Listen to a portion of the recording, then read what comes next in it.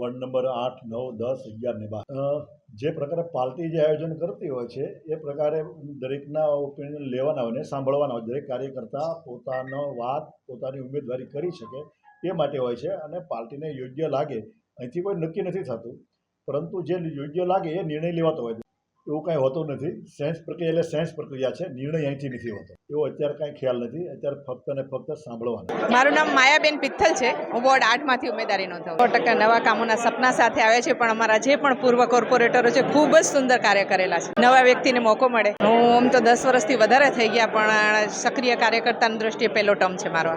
કામો બાકીની દ્રષ્ટિએ તો જો કામ તો નવા નવા ઉત્પન્ન થતા હોય, જાણે કે આ કામ થયું, જેમ વરસાદ આવે તો વરસાદી કાંસના કામ, એવા નવા નવા કામ હોય. બાકી જૂના કામ બધે સારી રીતે થયેલા છે. એ જ્યારે અમે પાર્ટીમાં આગળ વધશું ત્યારે અમને ખરેખર ખબર પડશે કે કયા કયા કામ કરશું કે જેનાથી પબ્લિક અમને યાદ રાખે. બાકી તો અમે આગળવાળાને જોઈને શીખશું અને પાર્ટી જે અમને કામ સોંપશે અમે કરશું. નાની મોટી રોડ રસ્તાની કે એવી કોઈ સમસ્યાઓ હોય જે હર વોર્ડમાં હોય, સાથે સાથે મળીને કામ કરશું. વોર્ડ નંબર 8માંથી રાજેશભાઈ દસુભાઈ ભારતીય જનતા પાર્ટીમાંથી ઉમેદવારી કરવા માટે ગોકુળ પાર્ટી પ્લોટમાં સેન્સ માટે આજે પ્રક્રિયાનો પ્રોગ્રામ રાખવામાં આવેલો છે. એમાં અહીં પધાર્યા છે અને ખાસ તો ભારતીય જનતા પાર્ટી તરફથી મેવડી મંડળ તરફથી જે નિર્ણય લેવામાં આવશે એ બસ શિરો માન્ય રાખવામાં આવશે. હું વોર્ડ નંબર 8માંથી ઉમેદવારી નોંધાવવા માટે આવી છું. ના, એમને તો સારા જ કામો કર્યા છે.